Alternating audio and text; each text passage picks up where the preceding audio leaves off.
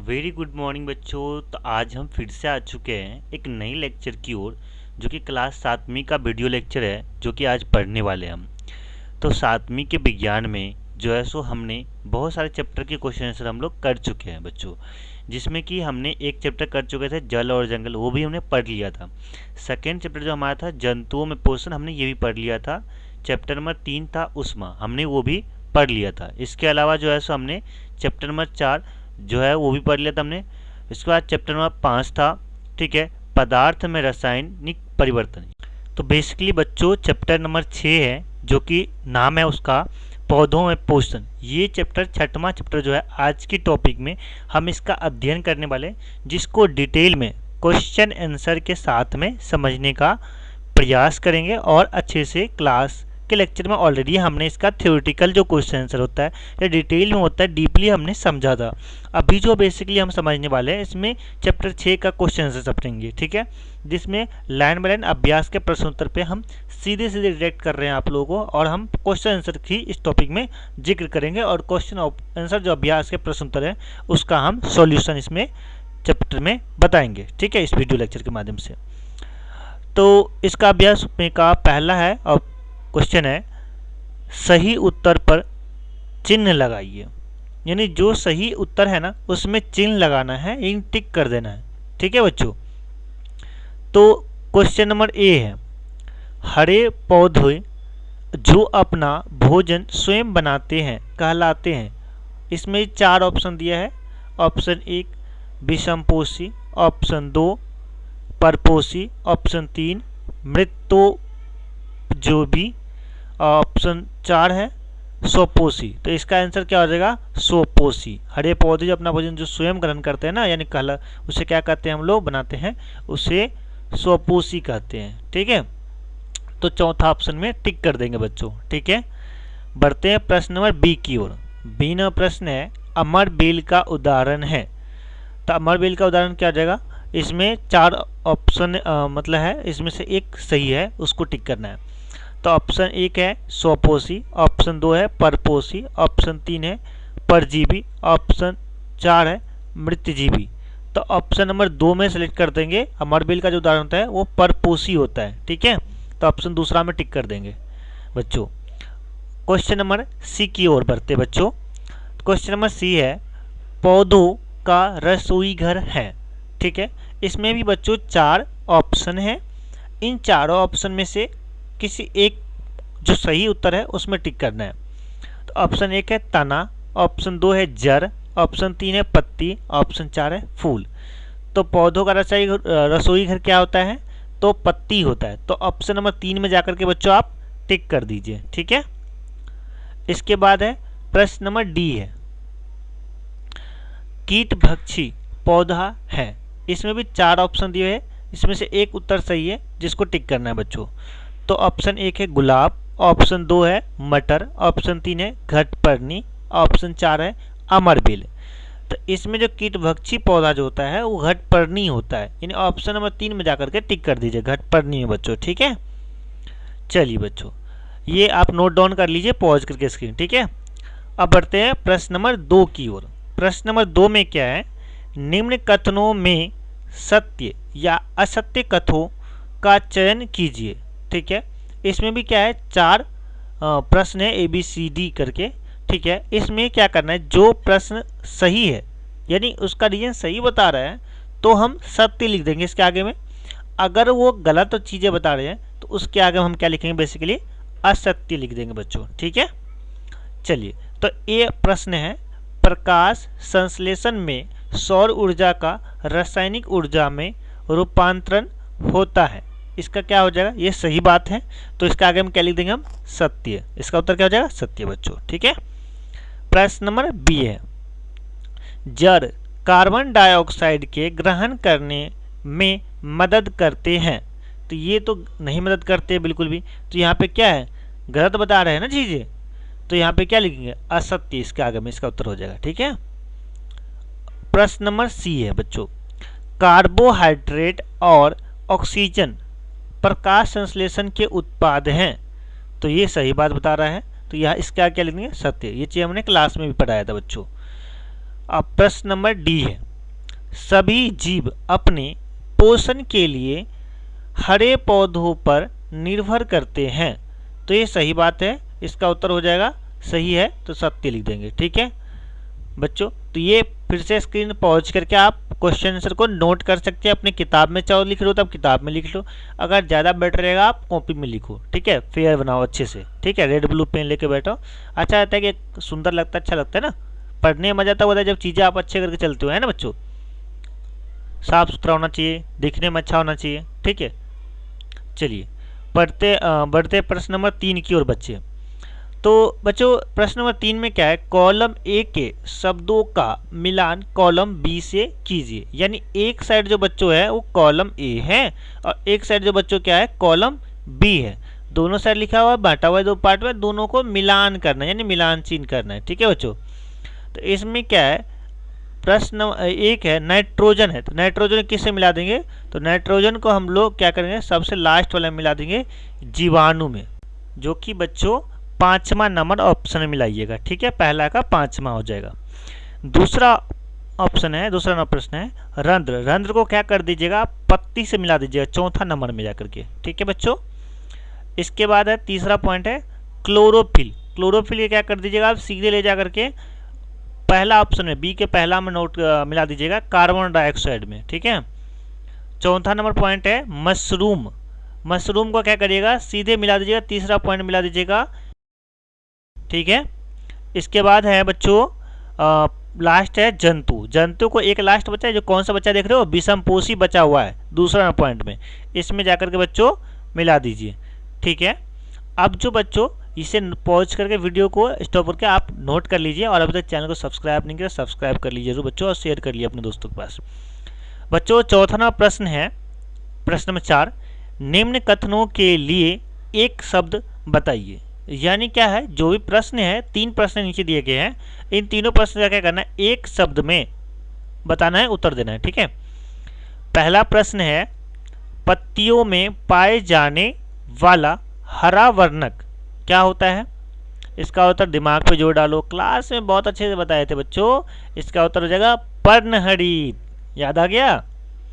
और बच्चों दूसरा ना प्रश्न है, जो आपने पोषण के लिए एक दूसरे पौधों पर जीवों पर निर्भर करते हैं, इसका उत्तर क्या हो जाएगा विषमपोषी।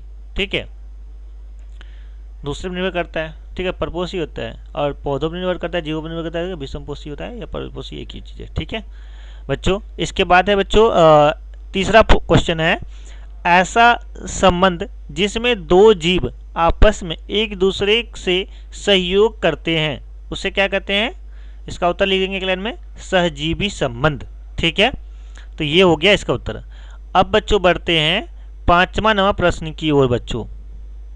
ठीक है, तो हमारा जो 5वां नंबर प्रश्न है ये क्या है देख लेते हैं। ठीक, 5वां नंबर प्रश्न बच्चों, जीवों में पोषण की आवश्यकता क्यों होती है। ठीक है, ध्यान से प्रश्न, अगर प्रश्न ध्यान से पढ़ोगे बच्चों तो उत्तर भी अच्छे से खुद ब खुद आप लोग लिख लोगे। ठीक है, तो जब भी आप कोई चैप्टर पढ़ते हैं और पढ़ने के बाद अब ध्यान से अगर 1-2 बार क्वेश्चन पढ़ेंगे ना, उत्तर खुद माइंड में आ जाता है, बताने की हमें ज़रूरत नहीं पड़ेगी। फिर भी मैं बता रहा हूँ आपको, उत्तर हो जाएगा इसका, सजीवों को जीवित रहने के लिए जीवन संबंधी अनेक क्रियाएं करनी पड़ती हैं।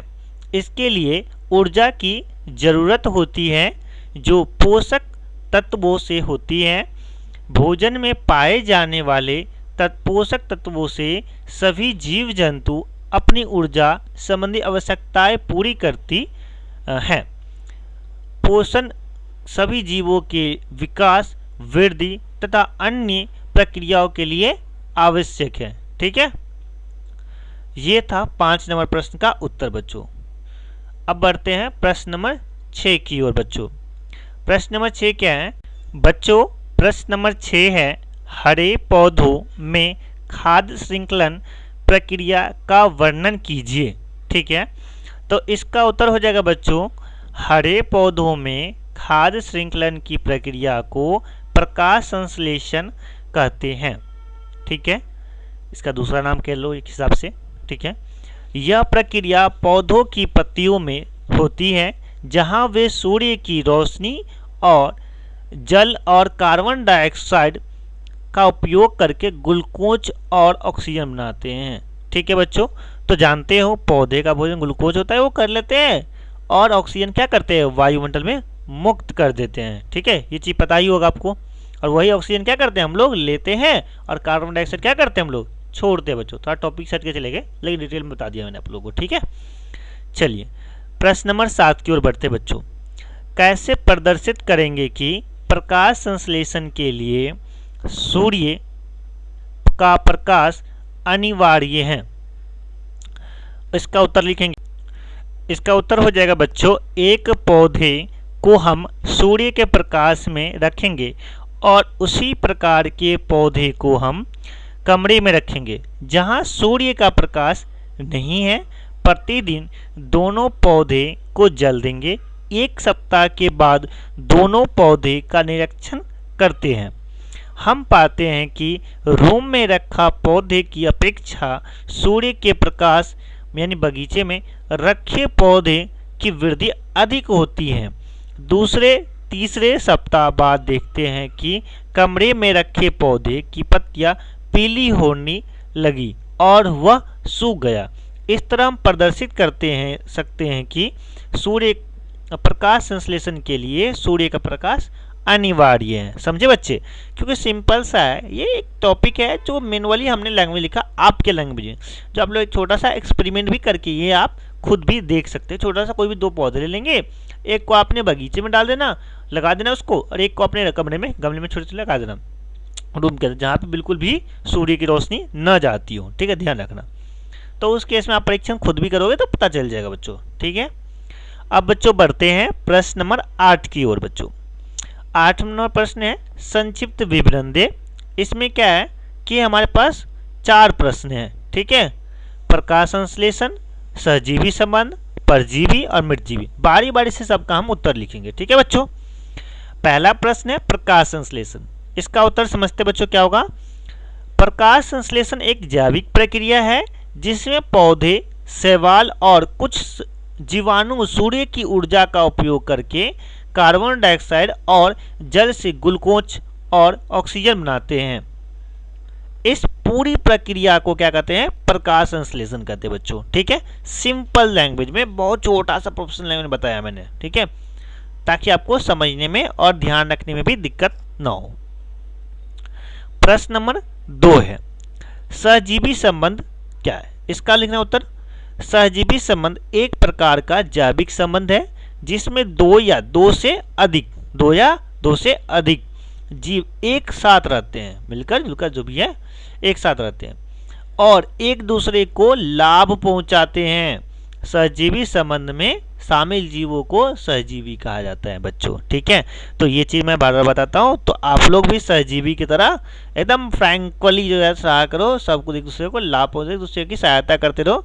जो चीज़ आपको नहीं आता दूसरे का, तो दूसरे का तो वो आपको आ जाएगा। ठीक है, तो एक दूसरे से सीख सकते हो बहुत कुछ बच्चों। ठीक है, ऐसा नहीं, आप लोग बच्चों, आप लोग भी जो कमेंट करते हो ना, तो आप लोगों से भी मुझे भी बहुत कुछ मोटिवेशन मिलता है। मैं भी समझता हूँ किस टॉपिक की आपकी चाहिए ज़रूरत है, तो वो चीज़ मैं भी सीखता हूँ ना आपसे, एक हिसाब से देखा जाए तो। तीसरा ना प्रश्न है परजीवी। इसका उत्तर क्या हो जाएगा। परजीवी एक जीव है जो दूसरे जीव के शरीर में रहता है और उसके पोषण से अपना जीवन बनाए रखता है। उस परजीवी के कारण मेजबान जीव को नुकसान पहुंचाता है और उसकी सेहत खराब हो सकती है, तो उस केस को क्या कहते हैं, परजीवी कहते हैं। ठीक है, अगला नंबर प्रश्न है चौथा नंबर पॉइंट का मृतजीवी। मृतजीवी का उत्तर हो जाएगा, मृतजीवी एक प्रकार का जीव है जो मृत या सड़ते हुए जैविक पदार्थों पर रहता है और उन्हें अपने भोजन के रूप में उपयोग करता है। मृतजीवी जीव मृत जीवों के शरीर को तोड़कर उनके पोषक तत्व प्राप्त करते हैं, उसे क्या कहते हैं, मृतजीवी कहते हैं। ठीक है बच्चों, ये है सिंपल लैंग्वेज आंसर। ठीक है, छोटे छोटे आंसर बताया ताकि आसानी से आपको ध्यान में रहे और समझ भी जाओ। चलिए बढ़ते बच्चों प्रश्न नंबर 9 की ओर। 9वां प्रश्न क्या है, मिट्टी में पोषक तत्वों की पुनः पूर्ति कैसे होती है। ठीक है, इसमें बारे में डीप में हम बताए थे अपने क्लास के लेक्चर में, लेकिन यहाँ पर थोड़ा शॉर्ट में बताएंगे। उत्तर हो जाएगा इसका, मिट्टी में पोषक तत्वों की पुनः पूर्ति के लिए किसान मिट्टी में खाद या उर्वरक डालते हैं जिनमें नाइट्रोजन, फास्फोरस, पोटेशियम जैसे तत्वों की पर्याप्त मात्रा होती है। पौधों या तत्वों के सड़े गले अवशेष भी पुनः चलित होकर मिट्टी में पोषक तत्वों को बढ़ाने में मदद करते हैं। ये तरीका है मिट्टी में पोषक तत्वों की पुनः प्राप्ति की, ठीक है, पूर्ति की। चलिए बच्चों बढ़ते हैं प्रश्न नंबर 10 की ओर। 10वां नंबर प्रश्न क्या है? 10 नंबर जो प्रश्न है वो लास्ट प्रश्न है और इसमें भी क्या है, कारण बताइए। यानी इसमें 3 प्रश्न है और तीनों का क्या करना है, हमें कारण यानी रीजन बताना है बच्चों। पहला पॉइंट का क्वेश्चन है, लाइकेन में कवक और शैवाल के बीच परस्पर लाभप्रद एवं सहयोगी संबंध होता है। इसका जो है सो कारण बताना है। तो उत्तर हो जाएगा इसका, शैवाल में क्लोरोफिल होता है। शैवाल अपना भोजन स्वयं बनाता है। कवक शैवाल से पोषण प्राप्त करता है। कवक शैवाल को रहने के लिए स्थान उपलब्ध कराता है। जल और पोषक तत्व भी प्रदान करता है। दोनों आपस में आवास और पोषण बांटते हैं, ठीक है। और इस प्रकार लाइकेन और कवक और शैवाल के बीच परस्पर लाभप्रद एवं सहयोगी संबंध, यानी एक दूसरे को सहयोग करके चीजें लेते थे और बांटकर पोषण प्राप्त करते हैं, आवास प्राप्त करते हैं, ठीक है। तो ये हो गया बच्चों इसका उत्तर। बढ़ते हैं प्रश्न नंबर दूसरा पॉइंट की ओर। सूर्य और सभी जीवों के लिए ऊर्जा का शाश्वत स्रोत है। इसका उत्तर क्या हो जाएगा बच्चों सिंपल लैंग्वेज में? सभी जीव प्रत्यक्ष या परोक्ष रूप से भोजन के लिए पौधे द्वारा निर्मित भोजन पर निर्भर करते हैं और पेड़ पौधे अपना पोषण सूर्य के प्रकाश संश्लेषण से करते हैं। अतः सभी जीवों के लिए सूर्य का प्रकाश यानी सूर्य ऊर्जा का शाश्वत स्रोत है, ठीक है। क्योंकि पेड़ पौधे से जो हमें खाना मिलता है तो पेड़ पौधे भी सूर्य प्रकाश की उपस्थिति में ही भोजन बनाता है। अगर सूर्य का रोशनी नहीं मिला तो क्या होगा, सूख जाएगा, जैसे कि एक कमरे वाला उदाहरण दिया था ना। चलिए प्रश्न नंबर जो तीसरा पॉइंट है इसका, पत्तियां पौधों की रसोई घर है। इसका उत्तर क्या होगा? देखो रसोई घर के बारे में हालांकि पहले भी बहुत बार चर्चा कर चुके हैं हम लोग क्लास के लेक्चर्स में, ठीक है। इसका उत्तर हो जाएगा, सूर्य की ऊर्जा संग्रह करने में क्लोरोफिल यानी पत्तियां सहायता करता है।